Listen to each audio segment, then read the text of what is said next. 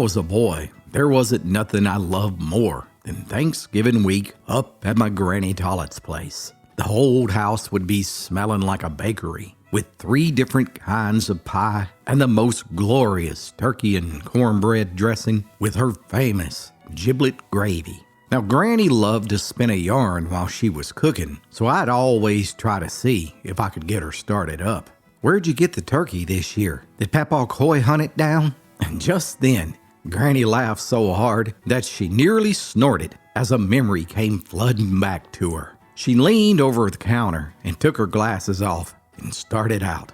"Honey, that's actually a good question, 'cause with your Papa, there ain't no telling where he got it. Well, I don't reckon I've ever told you about the time your Papa Coy accidentally stole the Lord's bird, did I? I said straight up, Papa stole a church turkey? Well, your Papa would tell you that he borrowed it without filling the proper paperwork, but the way Preacher Jenkins carried on, you'd have thought that your Papa had robbed heaven's pantry." And just like that, Granny set out into her story. "Child, back in them days, times were tighter than a tick on a hound.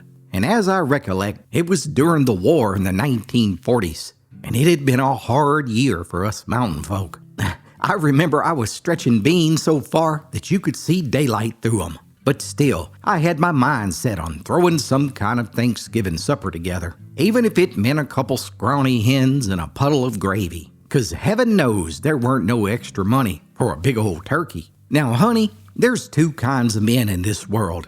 The kind who will look in an empty cupboard and complain, and the other kind who will just set their mind about doing something about it. And your Papa Coy, well, he was never a lazy man, and he was going to make sure that we all had a turkey that year. As I recollect, it was the Wednesday afore Thanksgiving, and your Papa came stomping in from feeding the mule when he cleared his throat like he was finna make some big major announcement. Now, Mama, don't you worry. I done made up my mind. I'm gonna get you a bird for Thanksgiving. There's wild turkey all over that ridge over yonder, and I'm setting out in the morning at daybreak, and I'm gonna bring us one back. You'll see, shot, plucked, and cleaned, and ready for the skillet. That's right. Tomorrow evening, there will be a turkey laying right here on this table."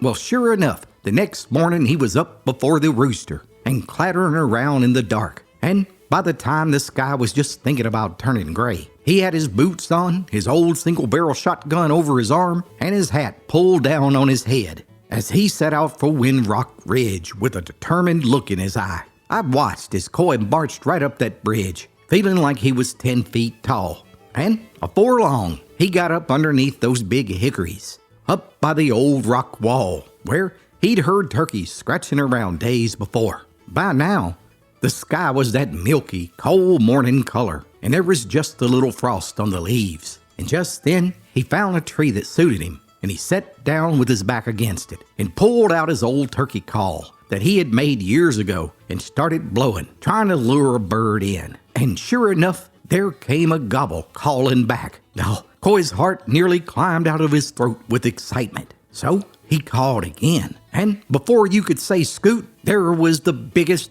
finest turkey God ever put feathers on, easing out of the mountain laurel. I tell you, that bird was broad across the breast, with a beard swinging like a pendulum on a grandfather clock. Well, anyhow, your Papa Coy eased that shotgun to his shoulder, cocked it back, and took a deep breath, and then bam, he let it fly. Oh, it was a masterful shot, a thing of beauty, and now Coy was dreaming of that bird sitting on a platter in the center of the table. So he got up and walked over, all smiling and proud. But honey, no sooner than he reached down and grabbed that turkey by the legs, that's when he seen it. There it was, a little strip of blue faded cloth tied around the turkey's leg that said property of Preacher Jenkins. That's right, the preacher had raised that turkey all year long, aiming to feed the elderly at church on Thanksgiving. You know how men are, honey. They ain't never one to admit defeat.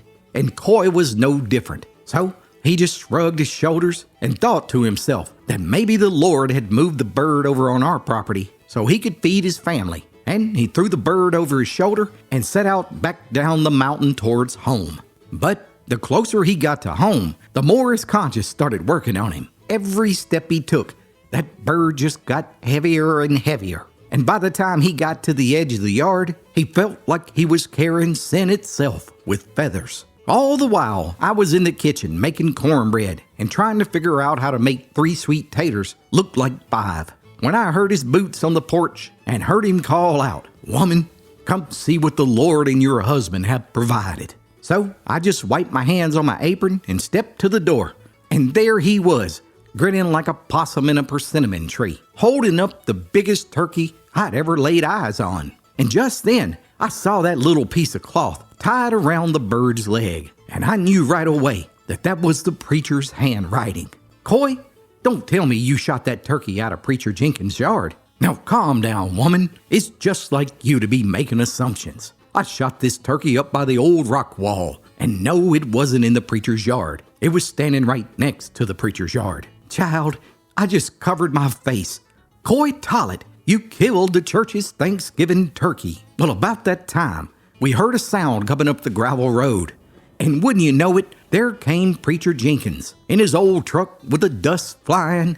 And there sitting beside him was his wife Alma, looking like she'd been crying. And the preacher saw me standing in the yard and he started out, "Sister Tollett, have you heard the news? The church's Thanksgiving turkey has been stolen right out of my yard." Why, I only stepped inside for just a minute to fetch my Bible, and when I came back, that bird was gone, the gate was open, and there was feathers on the ground. "Feathers, Sister Tollett. The Lord's bird has been abducted." And then his wife started out, "Miss Tollett, I raised that bird all year. I fed him crumbs and read him scripture. Try to do my best to fatten him up." And then the preacher leaned over and took his grieving bride by the hand and he told her, "Honey, don't worry. I'll get a search party and we'll scour this holler until we find that no-good turkey thief and bring him to justice."